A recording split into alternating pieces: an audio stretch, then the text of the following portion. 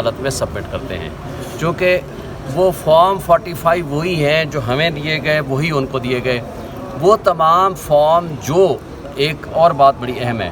وہ نہ صرف فارم جمع کرائیں گے، ساتھ ایفیڈیوٹ جمع کرائیں گے۔ یہ آج کی عدالت کا سب سے اہم نقطہ جو ہے وہ یہ ہے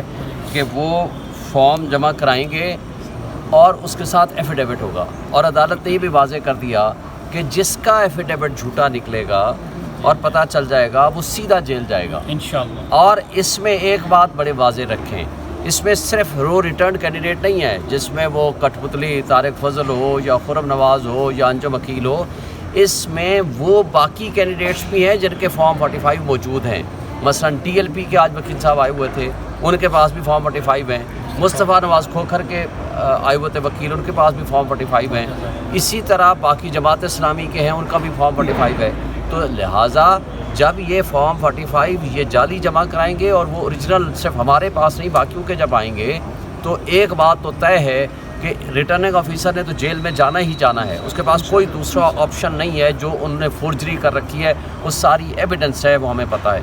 آج اس سے زیادہ اہم بات یہ ہے کہ ای ایم ایس سسٹم جو بنایا گیا تھا، وہ کوئی 28 کروڑ روپے کے قریب انہوں نے جو جان بوجھ کے اس دن نیٹ بند کیا، اس کا مقصد یہی تھا کہ ہم یہ کہہ سکیں کہ جناب ای ایم ایس سسٹم کام نہیں کر رہا تھا۔ حالانکہ اس کے اندر لاء میں یہ موجود ہے کہ جو ہی پریزائڈنگ آفیسر وہ رزلٹ بنائے گا، اس کی وہ تصویر لے گا، سنیپ شاٹ لے گا، اور وہ تصویر الیکٹرانکلی بھیج دے گا۔ جو ہی بلکہ ان کی اپنی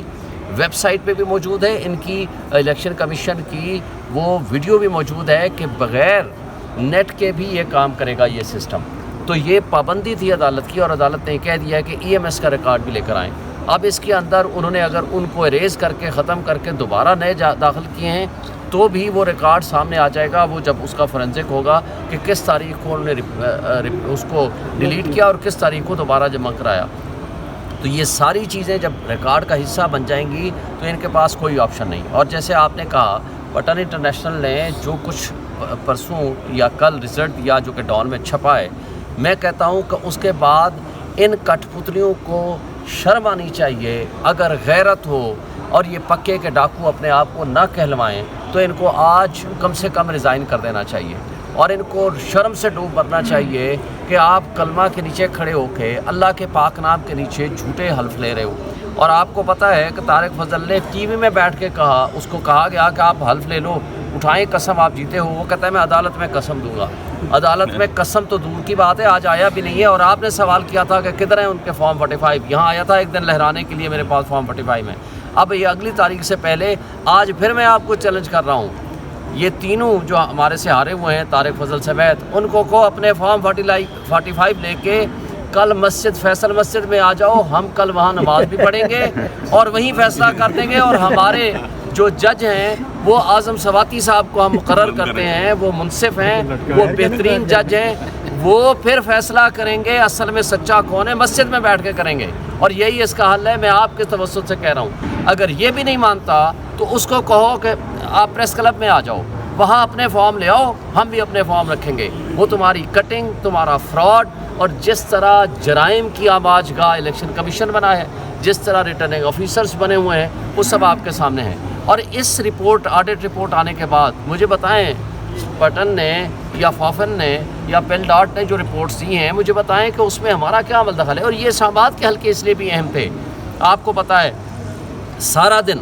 آپ سوشل میڈیا والے دوست اور الیکٹرانک میڈیا والے اور پرنٹ میڈیا والے سارے لوگ، سب کی موجودگی میں، ایون انٹرنیشنل میڈیا موجود تھا، اور یہ میرے والے حلقے میں تو 100% میڈیا ہاؤسز بھی موجود ہیں، سب نے وہ رزلٹ دیکھے، وہ رزلٹ لیے، اس کو ٹی وی میں بھی چلایا اور اپنے ویلاگز میں بھی کیا، اور تھرو آؤٹ آپ لوگوں نے جو سروے کیے تھے وہ رپورٹس بھی سامنے رکھ لو۔ اس سب کچھ کے باوجود اگر بے ایمانوں نے اور ہمارے اسٹیبلشمنٹ نے ان کٹ پتلیوں کو اور ان بے ایمانوں کو، ان چوروں کو پروٹیکٹ کرنے کا ٹھیکہ لے رکھا ہے، تو افسوس سے کہنا پڑتا ہے کہ جو ان سے توقع تھی کہ یہ ہمارے ملک کی حفاظت کریں گے، آئین کی حفاظت کریں گے، قانون کی حفاظت کریں گے، بجا نہ کہ یہ ان چوروں کو، بے ایمانوں کو اور ان پکے کے ڈاکوں کو اور کچے کے ڈاکوں کو وہ پروٹیکٹ کریں گے، یہ قابل افسوس بات ہے۔ آج اسٹیبلشمنٹ جس طرح اپنے آپ کو ایکسپوز کر چکی ہے، اور جس طرح آج کی بیوروکریسی یہ ثابت کر چکی ہے کہ وہ صرف اور صرف ایک پیڈ اور پالتو قسم کے ایجنٹس ہیں ان کرپٹ مافیا کے جو اس وقت مسلط ہو چکے ہیں، اور الیکشن کمیشن آف پاکستان اس وقت ثابت کر چکا ہے کہ وہ صرف اور صرف جرائم کی آباد گاہ بن چکا ہے، ان کا اور کوئی کام نہیں ہے۔ اس میں سمجھتا ہوں شرم